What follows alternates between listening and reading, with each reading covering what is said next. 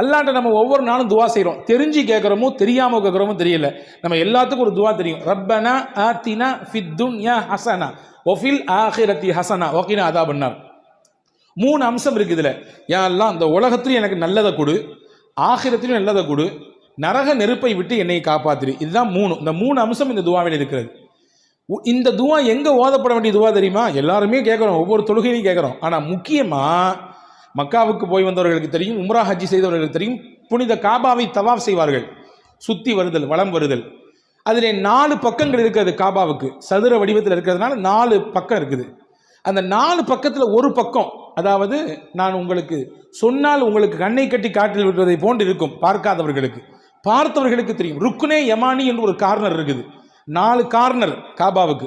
அதில் ஒரு கார்னருக்கு பேர் ருக்குனே யமானி, இன்னொரு கார்னரில் தான் ஹஜருல் அஸ்வத் கல் இருக்குது. ரசூல் சொன்னாங்க, ருக்குனே யமானி என்ற கார்னர்ல இருந்து ஹஜருல் அஸ்வத் கல் இருக்கக்கூடிய கார்னர் வரைய எல்லா சுத்திலையும் தனித்தனி துவாக்களை சொல்லி கொடுத்த நபி அந்த இடத்துல மட்டும் பர்டிகுலரா 7 சுத்திலையுமே இந்த துவாவை தான் ஓதணும். ரப்பனாத்தினா துவா தான் ஓதணும். 7 சுத்திலையுமே அதே துவா தான். நீங்கள் யோசிங்க, அப்போ அந்த துவாவினுடைய வேல்யூ என்ன? எதற்கு அந்த துவா? ஆனால் உலகத்தினுடைய நன்மையும் கேட்க சொல்கிறான் அல்ல, மறுமையினுடைய ஆகிரத்தினுடைய நன்மையும் கேட்க சொல்கிறான். சொல்லப்போனால் உலகத்தினுடைய நன்மையை தான் ஃபஸ்ட்டு சொல்கிறான்.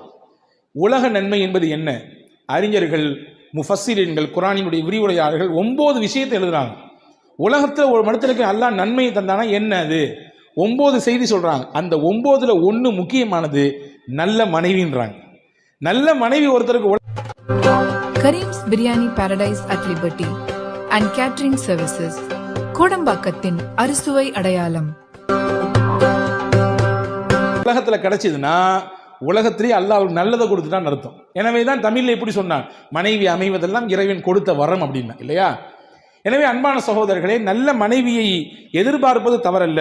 அதே போன்று நல்ல மனைவிக்கான அடையாளம் என்ன என்பதையும் மார்க்கம் அழகாக சொல்லி தந்தது. பெருமானார் ஸல்லல்லாஹு அலைஹி வஸல்லம் சொன்னார்கள், நசாயி ஷரீஃபிலே ஒரு ஹதீஸ் வந்திருக்கிறது, மஸ்தஃபாதல் முஃமினு பஅத தக்வல்லாஹி கைரன் லஹு மின் ஜௌஜத்தின் சாலிஹா. ஒரு மனிதருக்கு இறையச்சத்தை அல்லாஹ் கொடுக்கிறான். உண்மையே கிஃப்ட். அது அல்லாஹ் அவருக்கு தரக்கூடிய பெரிய பரிசு. ஒரு மனிதனுடைய உள்ளத்திலே அல்லாஹ்வின் அச்சம் இருக்கிறது, பயம் இருக்கிறது, அந்த சிந்தனையோடு அவர் வாழுகிறார். அந்த அடிப்படையில் அவர் தொழில் செய்கிறார், அந்த அடிப்படையிலே நடக்கிறார், அந்த அடிப்படையிலே உடுத்துகிறார், அந்த அடிப்படையிலே குடும்பம் நடத்துகிறான்னா பெரிய பாக்கியம் அவருக்கு, அல்லாஹ்வுடைய அச்சத்தோடு வாழ்றது. இதுக்கு பின்னாடி ஒரு மனிதனுக்கு அல்லாஹ் கொடுத்த பெரிய கிஃப்ட் என்னன்னா, நல்ல பொஞ்சாதி அல்லாஹ் கொடுக்கிறது. நல்ல பொஞ்சாதியை கொடுக்கிறது. நல்ல பெஞ்சாதி என்றால் யாரு? ரசூலுல்லாஹ் அடையாளம் காட்டினாங்க. சொன்னாங்க பாருங்க, இன் அமரஹ அதாஅத்துஹு, இவர் சொன்னால் அந்த பெண் கேட்கும். ஃபர்ஸ்ட் பாயிண்ட், இவர் சொன்னால் அந்த பெண் கேட்பார்கள். வ இன் நபர இலைஹா சர்ரத்துஹு, இவர் அந்த பெண்ணை பார்த்தால் அந்த பெண் இவரை சந்தோஷப்படுத்துவாள். அடுத்து சொன்னாங்க, வ இன் அக்ஸம அலைஹா அபர்ரத்துஹு, ஒரு விஷயத்தை இப்படித்தாமா செய்யணும் என்று சொன்னால் அதை அந்த பெண் அப்படியே உண்மைப்படுத்துவாள். மாற்று கருத்தோடு முகத்தை திருப்பி கொண்டு போக மாட்டாள். 3. 4வது சொன்னாங்க, வ இன் காப அன்ஹா ஹஃபிதத் மா லஹா வ நஃப்ஸஹா, இவர் வெளியூருக்கு போய்விட்டால் தன்னையும், அதாவது தன் கற்பையும் தன் கணவனால் கிடைத்த பொருளையும் பேணி பாதுகாப்பாள். இந்த 4 அம்சம் எந்த பெண்ணிடத்தில் இருக்கிறதோ அவளே மிகச்சிறந்த பெண்ஜாதி என்று அல்லாஹ்வின் தூதர் ஸல்லல்லாஹு அலைஹி வஸல்லம் சொன்னார்கள். அன்பர்களே, இதில் ஒன்று பார்த்தா சந்தோஷப்படுத்துவாள் என்று பெருமானார் ஸல்லல்லாஹு அலைஹி வஸல்லம் சொன்னாங்க. இன்னைக்கு பார்த்தாலே நிறைய பேருக்கு பயமாக இருக்குது. மனைவியினுடைய சத்தம் கேட்டாலே நிறைய பேருக்கு பதட்டமாக இருக்குது. முல்லாவினுடைய கதை நாம் அடிக்கடி சொல்வது உண்டு, இல்லையா? முல்லா ஒரு நாள் கட்டிலில் படுத்து கிடந்தாராம். ஒய்யாரமான கட்டிலில் படுத்து கிடந்து நான் மேலே உதட்டில் கையை வச்சு எதையோ யோசிச்சுட்டே இருந்தார். யோசிச்சுட்டே இருந்தவர் டமான்னு கீழே விழுந்துட்டார். அந்த அம்மா அங்கேயும் சத்தம், என்ன சத்தம் அப்படின்ச்சு. ஒன்றும் இல்லைம்மா, சட்டை கீழே விழுந்துச்சுமான்னாரு. சட்டை விழுந்தா ஏன் இவ்வளோ சத்தம்? அந்த சட்டைக்குள்ளே நான் இருந்தோம்ல அப்படின்னாரு. ஒரு சின்ன வார்த்தை தான், அவருக்கு எவ்வளோ பெரிய அதை பட்ட சங்கடம் பாருங்க. அரிஸ்டாட்டில் கேள்விப்பட்டிருக்கோமா? அரிஸ்டாட்டில் ரொம்ப பெரிய விஞ்ஞானி. அவர் எப்பொழுதுமே மாணவர்களோடு சுற்றி இருப்பார். ஒரு நாள் அவருடைய வீட்டு வாசலிலே திண்ணையிலே மாணவர்கள்லாம் உட்காந்து அவர்கிட்ட நிறைய கேட்டுட்டு இருந்தாங்க, பேசிட்டு இருந்தாங்க. விவாதம் போய்கிட்டு இருக்கு நல்ல கண்டுபிடிப்புகளை பற்றி. அங்கே வீட்டுக்குள்ள மனைவி ஓன்னு சத்தம். இவர் வேற வேலையே கிடையாது, யாரையாவது கூட்டு வந்து உட்காந்து எப்படி கதைக்க வேண்டியது, வேற மனுஷனுக்கு ஏதாவது பொழப்பு இருக்கா என்று கோன்னு சத்தம். இவருக்கு ஒன்றுமே புரியலை. பசங்க வேற வந்திருக்காங்க, விருந்தாளிகள்லாம் உட்காந்துருக்காங்க, இப்படி அந்த அம்மா கத்திட்டு இருக்கேன்னு சொல்லி. இருந்தாலும் காதில் கேட்காத மாதிரியே அந்த பிள்ளைங்கள்ட்ட பேசிக்கிட்டே இருந்தார். திடீர்னு வேகமாக அந்த அம்மா உள்ளே இருந்து ஒரு குடம் நிறைய தண்ணியை கொண்டு வந்து தவான்னு தலை மேலே ஊற்றிச்சாம்மா. யார் மேலே? அரிஸ்டாட் மேலே மொத்தமாக ஊற்றிச்சான். அவர் அப்படின்னு நினைஞ்சிட்டு ரொம்ப கூலாக சொன்னாராம், இவ்வளோ நேரம் இடி இடிச்சுது, இப்போ மழை பெஞ்சிருக்குன்னாராம். இவ்வளோ நேரம் என்ன செஞ்சுது? இடி இடிச்சுது, இப்போ மழை பெஞ்சிருச்சு, விட்டுருங்க, இதை அப்படி தான் பார்க்கணும், கடந்து போகணும் என்று அரிஸ்டாட்டில் சொன்னதாக ஒரு செய்தி உண்டு. அன்பு சகோதரர்களே, இப்போ உலக வாழ்க்கையிலே நல்ல குடும்பம் அமைவது என்பது மிகவும் சிறப்பானது. ஒன்று நல்லா புரிஞ்சுக்குங்க. ஒரு மனிதனுக்கு சிறந்த மனைவி கிடைத்தால் என்றால் அவன் வாழ்க்கையின் அடுத்தடுத்த கட்டத்திற்கு நகர்ந்து போய்கொண்டே இருப்பான். இதுக்கு ஆப்போசிட்டா ஒரு மனிதனுக்கு மனைவி அவன் எதிர்பார்ப்பதை போன்று அல்லது அவனுடைய துன்யா ஆகிரத்துல சப்போர்ட் இல்லாத மாதிரி அமைஞ்சு போச்சுன்னா அதுவே அவனுடைய லைஃபை மிகப்பெரிய கேள்விக்குறியாக ஆக்கிவிடும். எனவே தான் தமிழில் அழகாக சொல்லி வைத்தான், ஒரு ஆணின் வெற்றிக்கு பின்னால் ஒரு பெண் இருக்கிறார். ஒரு ஆணின் வெற்றிக்கு பின்னால் ஒரு பெண் இருக்கிறாள் என்றால் யார் அந்த பெண்? முக்கியமாக தாயாக இருக்கலாம் அல்லது மனைவியாக இருக்கலாம், இல்லையா? அப்ப மனைவியினுடைய ரோல் இருக்க ஒரு மனிதனுடைய வாழ்க்கை ரொம்ப முக்கியமானது. எனவே அந்த பெண்மணி, அந்த மனைவி தனக்கு கண் குளிர்ச்சியாக இருக்க வேண்டும் என்பதற்காக வேண்டி துஆ கேட்க வேண்டும் என்று குர்ஆன் சொல்லுகிறது. தனக்கு அமையப்பெற்ற குடும்பம், அந்த குடும்பத்தினுடைய முக்கிய கதாபாத்திரமாக இருக்கக்கூடிய மனைவி என்பவள் தன்னை மகிழ்ச்சிப்படுத்தக்கூடியவளாக, தனக்கு சந்தோஷத்தையும் நிம்மதியையும் ஆறுதலையும் தரக்கூடியவளாக இருக்க வேண்டும் என்று ஒவ்வொரு நாளும் கேட்க வேண்டும் என்று சொல்லுகிறது இன்னைக்கு ஓதப்பட்ட வசனம். அடுத்து அல்லாஹ்வின் தூதர் அல்லாஹ் சொல்லுகிறான், அடுத்து குடும்பத்தினுடைய இரண்டாவது ரோல் முக்கியமா பிள்ளைங்க, பசங்க. பிள்ளைங்க என்பவர்கள் நாம் துஆ செய்து அவர்களை உருவாக்க வேண்டும். நமக்கு கிடைத்த பிள்ளைகளை சபிக்க கூடாது, திட்டக்கூடாது, வரம்பு மீறி அவர்களிடத்தில் நடந்து கொள்ளக்கூடாது. இதுவெல்லாம் இஸ்லாம் காட்டக்கூடிய முறை. இன்னைக்கு நிறைய பேரண்ட்ஸை பார்க்குறோம், கடினமான வார்த்தைகள், சபிக்கிற வார்த்தைகள், அந்த பிள்ளைகளை அப்படி கரைச்சி கொட்டுற மாதிரி வார்த்தைங்க, சனிய அப்படின்னு சொல்லி தான் காலையில் எழுப்புறாங்க. வரலாறுகள், அதாவது ஆய்வாளர்கள் சொல்றாங்க, பிள்ளைங்களை படுக்க வைக்கும் போதும் காலையில் எழுப்பும் பொழுதும் நல்ல வார்த்தைகளை சொல்லி படுக்க வைக்க வேண்டும், நல்ல வார்த்தைகளை சொல்லி காலையில் எழுப்ப வேண்டும். நீங்க யோசிச்சு பாருங்க, எந்த வீட்லையாவது காலையில் பள்ளிக்கூடத்துக்கு எழுப்பும்போது அந்த பிள்ளைகளுக்கு நல்ல வார்த்தை சொல்ல எழுப்பப்படுது? சீபத்து எஞ்சிய ஏன் இம்பிட்டு பாடுபடுத்துற என்று படாத வார்த்தைகளை சொல்லித்தான் எழுப்புகிறோம், இல்லையா? அன்பர்களே, பெற்றோர்களாகிய நாம் நம் பிள்ளைகளுக்கு கேட்கிற துஆ இருக்கிறதே அல்லாஹ்விடத்தில் அங்கீகாரம் பெற்றது. 3 துஆ இருக்கிறது. அந்த 3 துஆ என்பது அல்லாஹ் ஏற்றுக்கொள்வான், மறுக்கவே மாட்டான். ரசூல் சொன்னாங்க, முதல் துஆ என்ன? துஆ உல் முசாஃபிர், ஒரு பயணி செய்யக்கூடிய துஆவை அல்லாஹ் ஏற்றுக்கொள்வான். இரண்டாவது துஆ உல் மதுலூம், அநியாயம் இழைக்கப்பட்டவருடைய துஆ, பிறரின் மூலமாக அநியாயம் செய்யப்பட்டிருக்காரு, இவருடைய துஆ அல்லாஹ் ஏற்றுக்குவான். மூணாவது சொன்னாங்க துஆ உல் வாலிதி லி வலதிஹி, பெற்றோர் தன் பிள்ளைகளுக்கு கேட்கக்கூடிய துஆ. அப்படின்னா என்ன அர்த்தம்? பிள்ளைங்களுக்கு பெற்றோர்கள் துஆ செய்யணும், பிள்ளைங்களுக்காக வேண்டி அதிகமாக துஆ செய்ய வேண்டும்.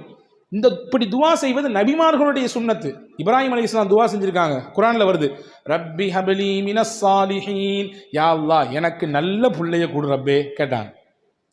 ரப்பி ஜஅல்னி முகீமஸ் ஸலா வ மின் துர்ரிய்யதி ரப்பனா வ தகப்பல் துஆ, யா அல்லாஹ் என்னையும் என் குடும்பத்தையும் என் பிள்ளைகளையும் தொழுகையாளியாக ஆக்கி கொடு அப்படின்னு கேட்டாங்க. தொழக்கூடிய நபர்களாக ஆக்கி கொடு இப்ராஹிம் கேட்டாங்க. ஜக்கரியா அலைஹிஸ்ஸலாம் கேட்டதாக குர்ஆன் சொல்லுகிறது, ஃபஹபிலி மின் லதுன்க வலியா, எனக்கு உன்புறத்திலிருந்து எனக்கு ஒரு உதவியாளரை, எனக்கு ஒரு பிள்ளையை கொடு அப்படி சொன்னாங்க. வஜஅல்ஹு ரப்பி ரதியா, நீ எனக்கு தரக்கூடிய பிள்ளையை நீ பொருந்தி கொள்ளக்கூடிய விதத்தில் கொடு, நல்ல பிள்ளையா கொடு அப்படின்னு கேட்டாங்க. இப்போ பிள்ளைகளுக்காக துஆ செஞ்சிருக்காங்க. 40 வயது அடையும் பொழுது நாம் எல்லாம் எப்படி துஆ செய்ய வேண்டும் என்று குர்ஆன் கற்றுத்தருது. எல்லாருக்கும் 40 கிராஸ் பண்ணிட்டீங்கன்னா உங்களுடைய துஆ எப்படி இருக்குன்னு குர்ஆன் சொல்லுது. நீங்கள் பார்க்குறத பார்த்து ஹஜ்ரத் இன்னும் அந்த வயசு வரலன்றதுக்காண்டி ரொம்ப இளமையே பேச மாதிரி தெரியுதுன்னு பார்க்குறீங்க. நம்மளும் அந்த வயசுக்கு வரதான் ஆகணும். எல்லாரும் 40 கிராஸ் பண்ணிட்டா இந்த துஆவை கேட்கணும். குர்ஆன் சொல்லுகிறது. என்ன துஆ கேட்க வேண்டும்? 3 முக்கியமான துஆ கேட்க வேண்டும். என்ன துஆ?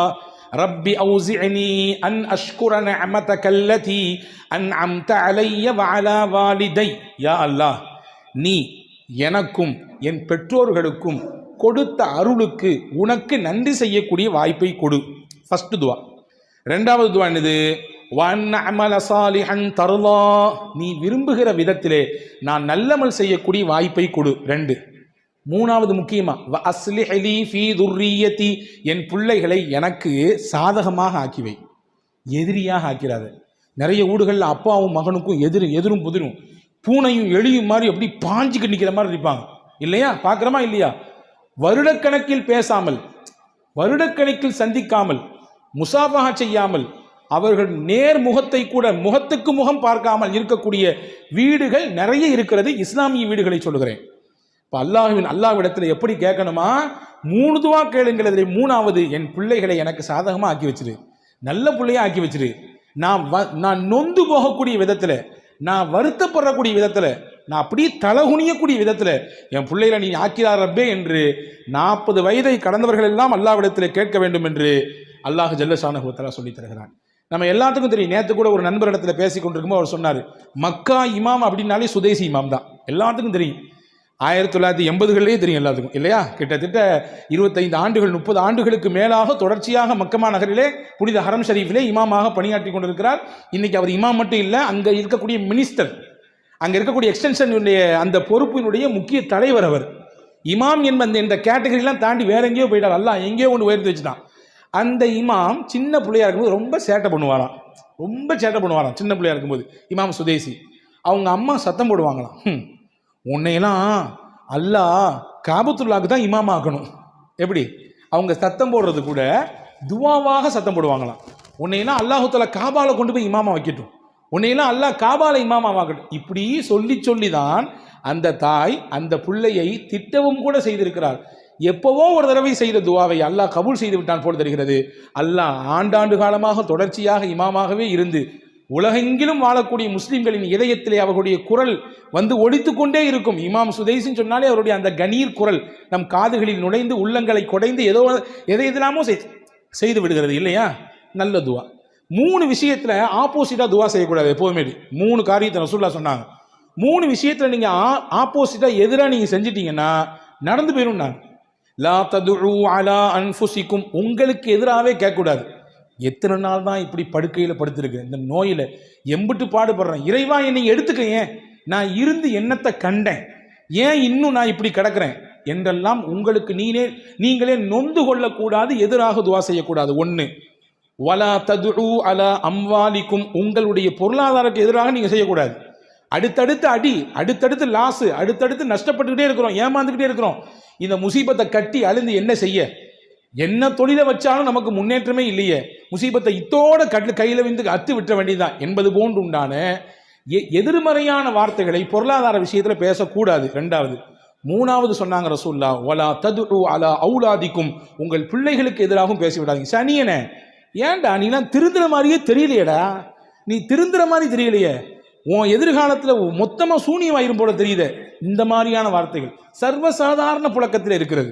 நீங்கள் அப்படி செய்வது கோபத்தில் செய்யலாம், அந்த வார்த்தையை வெளிப்படுத்தலாம், அல்லது ஏதோ ஒரு நெருக்கடியிலே இப்படி சொல்லலாம். ஆனால் அது உங்கள் பிள்ளைகளின் வாழ்க்கையிலே பழித்து போய்விடலாம், உங்கள் பிள்ளைகளின் எதிர்காலத்தை அது சீண்டி பார்த்து விடலாம். எனவே நீங்கள் மறந்தும் கூட இந்த 3 விஷயத்தில் எதிராக நீங்கள் துவா செய்து விடாதீர்கள் என்றார்கள் பெருமானார் ஸல்லல்லாஹு அலைஹி வஸல்லம். எனவே அன்பான சகோதரர்களே, நல்ல துவாக்களை செய்ய வேண்டும். குறிப்பாக மனைவிக்கு எப்படி கேட்கணுமோ அதே மாதிரி பிள்ளைகளுக்கும் நல்ல துவா கேட்க வேண்டும். யா அல்லாஹ், எனக்கு கண் குளிர்ச்சியை தரக்கூடிய, சந்தோஷத்தை தரக்கூடிய பிள்ளைகளை கொடு, மனைவியை கொடு, குடும்பத்தை அமைத்து கொடு என்று கேட்க வேண்டும். பிள்ளைகளுக்கு ரொம்ப துவா செய்யணுங்க. குறிப்பாக நம் வீடுகளில் சின்ன குழந்தைகள் இருக்கும்.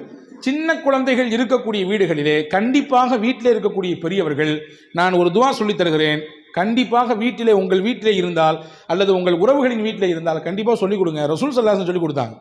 ஹஜ்ரத் ஹசன், ஹஜ்ரத் ஹுசைன் ரலியல்லாஹு அன்ஹு, சின்ன பிள்ளைங்க 2 பேரும். பொதுவாகவே கண் பாடுங்கிறது யாருக்கு அதிகமாக அட்டாக் ஆகும் சொல்லுங்க பாப்போம்? சின்ன பிள்ளைங்களுக்கு. அந்த சின்ன பிள்ளைங்கள்ட்ட இருக்கக்கூடிய இயற்கையான அழகு, அந்த இயற்கையான துருதுரு என்ற அந்த துடிப்பு, அந்த இயற்கையாக அப்படியே அவர்கள் பேசக்கூடிய மழலை பேச்சு, இதுவெல்லாம் நிறைய பேருடைய நல்ல கண்ணும் உண்டு, நொல்ல கண்ணும் உண்டு, இல்லையா? அந்த நொல்ல கண்ணின் மூலமாக சில பாதிப்புகளை ஏற்பட்டுவிடும். அது எனவே ரசூலுல்லாஹி ஸல்லல்லாஹு அலைஹி வஸல்லம் பிள்ளைகளுக்கு என்று கற்றுக் கொடுக்க ஒரு துவா சொல்லி கொடுத்தாங்க.